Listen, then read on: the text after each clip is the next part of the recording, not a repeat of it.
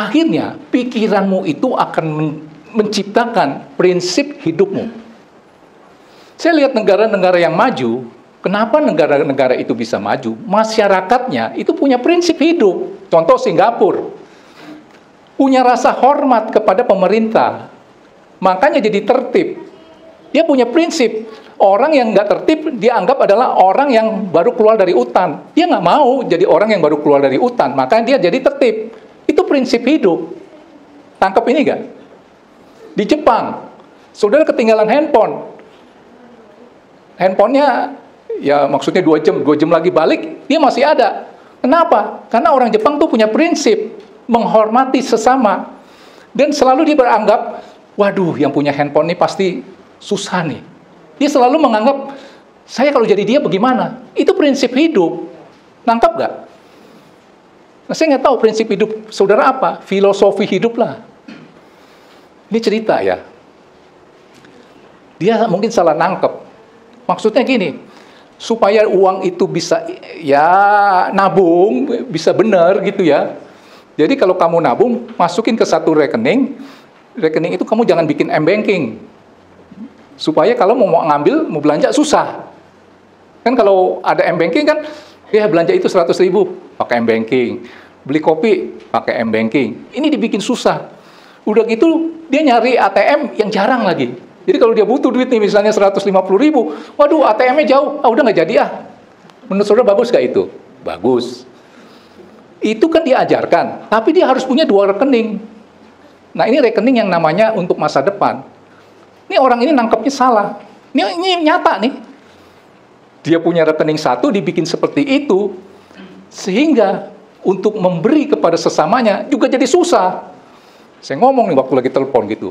Itu mah suami kamu seperti orang berak, tapi bikin WC-nya di lantai 20. Aduh, pengen berak nih, maaf ya, pengen puk. Ibaratnya kan makan terima dong. Kan mau dibuang dong. Dibikin WC-nya tuh sejauh mungkin. Wah, ada di Bogor. Kira-kira saudara mau jadi puk apa enggak? BAB enggak? Enggak kan? Terus pertanyaan saya, saudara jadi apa? Oh, tambah sehat. Mati bisa kali ya. Nah, dia punya prinsip begitu. Saya bilang salah. Lu punya rekening harus 2. Ngerti gak? Tangkap ini ya. Jadi, saudara, cara berpikirmu itu akan menciptakan prinsip hidup. Saudara punya prinsip hidup yang apa?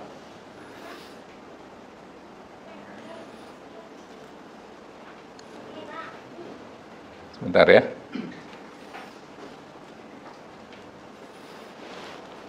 Maaf nih, kesaksian sedikit lah. Saya punya tab kan yang kecil kan itu ya.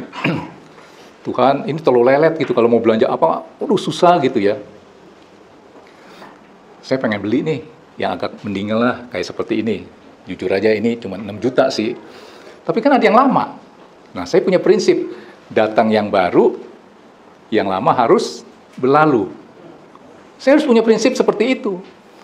Yang lama ini kemana? Dia telepon Franklin. Frank, kamu udah punya tab belum? Udah sih ini. Oh, buat sekolah minggu udah. Oh iya. Jadi datang yang baru, ini prinsip kan? Yang lama harus saya berikan kepada orang lain. Saya kasih Franklin tuh, yang saya sering pakai buat khotbah itu. Nah itu prinsip. Saudara juga punya prinsip apa? Prinsip hidup saudara. Berilah maka kamu akan diberi, carilah dahulu kerajaan Allah dan kebenarannya, maka semua ditambahkan. Itu kan prinsip-prinsip hidup. Carilah dahulu kerajaan Allah, berarti saudara diposisikan 2 keadaan. Tuhan dulu, ke gereja dulu, apa mancing nih? Itu. Nangkep ini ya. Nah, saudara, dengan bergaul dengan Tuhan dan bacaannya Alkitab, kita akan serupa dengan Dia dan mengenal Dia. Saya kembali lagi ke inti khotbah saya, kenapa kita di padang gurun itu bisa lama, dalam prosesnya Tuhan itu begitu lama, pasti ada dosa yang besar dong. Nggak mungkin dosa yang kecil, tadinya harusnya 3 minggu, nyampe di tanah Kanaan, akhirnya di 40 tahun. Waduh, bangsa Israel ini bikin dosa apa? Saudara tahu? Kalau saudara mengenal Tuhan, ternyata persungutan itu dan penyembahan berhala itu adalah dosa yang terbesar. Makanya hati-hati. Jangan sering bersungut. Ketika engkau mengucap syukur, engkau sedang memberi porsi waktunya untuk Tuhan. Ini bagian Tuhan. Bersungut itu saudara sedang memberi waktumu untuk si iblis. Saudara mengerti? Bangun tidurmu udah ngucapin syukur atau udah ngomel? Mau tidurmu 5 menit mau tidur masih ngomel. Wah, itu udah bagiannya si iblis tuh. Saudara ngerti ini ya? Orang yang bersungut itu tanda dia nggak puas. Kayak saya ke toko A. Toko A itu sebenarnya melayani bagus. Cuman saya nggak ngerti yang dia maksud. Akhirnya saya jadi kecewa. Pasti saya ngomel. Apaan nih toko yang begini? Gitu kan? Ini namanya bersungut. Apa yang akan terjadi ketika saya bersungut dengan si toko A? Saya akan lari ke toko B. Ini namanya penyembahan berhala. Nggak setia kepada si A. Gitu ya. Tangkap ya.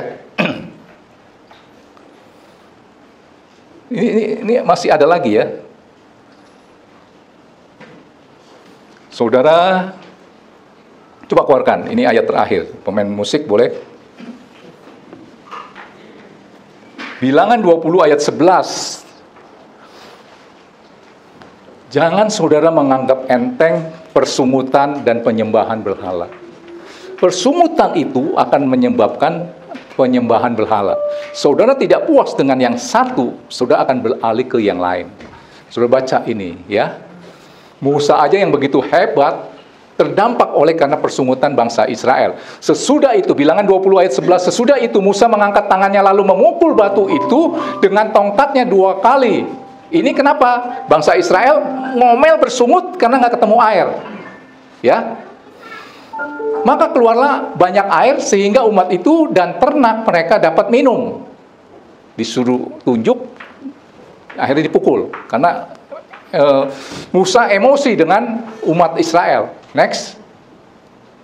Tetapi Tuhan berfirman kepada Musa dan Harun, karena kamu tidak percaya kepadaku dan tidak menghormati kekudusanku di depan mata orang Israel, itulah sebabnya kamu tidak akan membawa jemaat itu masuk ke negeri yang akan kuberikan kepada mereka. Pertanyaan saya, Musa itu bersungut nggak? Enggak. Yang bersungut siapa? Umat Israel. Tapi berdampak nggak kepada Musa? Berdampak. Makanya saudara dalam kumpulan orang yang bersungut, misalnya saudara naik gunung berlima, ada yang satu yang dikit-dikit ngomel-ngomel, 4 itu akhirnya jadi lemas loh. Percaya nggak sama saya? Saudara naik gunung nih, ada satu orang yang ngomel melulu, kapan begini, maksudnya kapan nyampenya, gue udah capek nih. Itu nanti akan transfer yang keempat. Yang 4 mah udah semangat-semangat, denger, entar lu tahu nggak lu sampai sana, coba lu bayangkan, kalau entar begini, entar begitu, entar kalau kita nyasar, waduh, 4-nya jadi kena.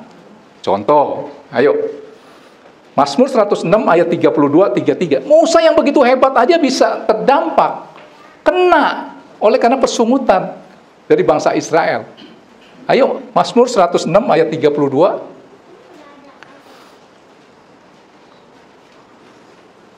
Mereka mengusalkan dia, Tuhan ya, dekat air Meriba yang tadi ya, sehingga Musa kena celaka. Oleh karena apa? Mereka. Terus akhirnya mulut kita jadi keceplosan karena persungutan orang lain. Sebab mereka memahitkan hatinya sehingga ia teledor dengan kata-katanya. Hanya karena ini Musa nggak bisa masuk. So, nangkep ini. Ya, oke. Saya undang saudara bangkit berdiri. Berubahlah cara berpikirmu. Orang itu bersungut atau bersyukur itu masalah kepuasan di dalam hati. Ketika hatinya tidak mengalami kepuasan, disitulah ada persungutan. Apa yang harus saudara lakukan?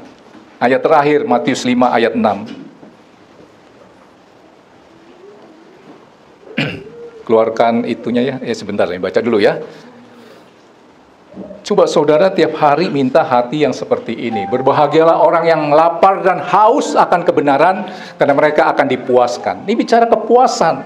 Si konsumen yang tadi saya katakan ke toko A, akhirnya dia akhirnya bisa marah-marah, karena tidak mengalami kepuasan. Saudara nangkap ini ya.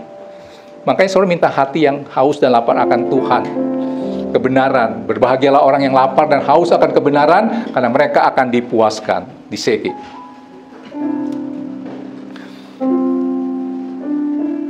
Haleluya.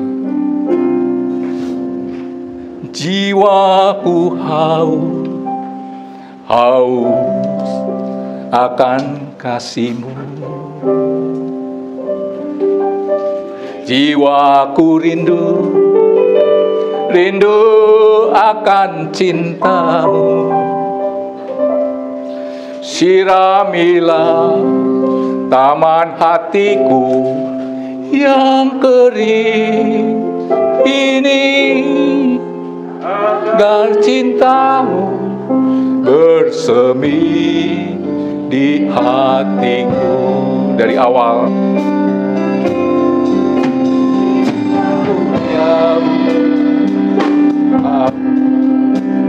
akan kasih-Mu. Boleh teksnya dikeluarkan. Jiwaku rindu, rindu akan cinta-Mu.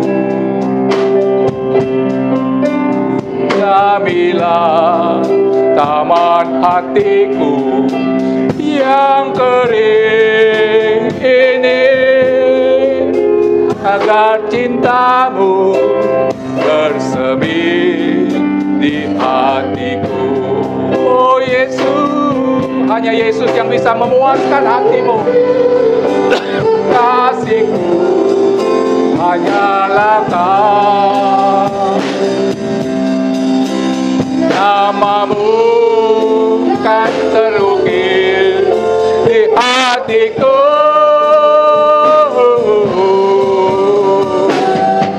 Cuman Tuhan yang ada di dalam hatiku. Hanya Yesus, Ku mau setia selamanya. Dari awal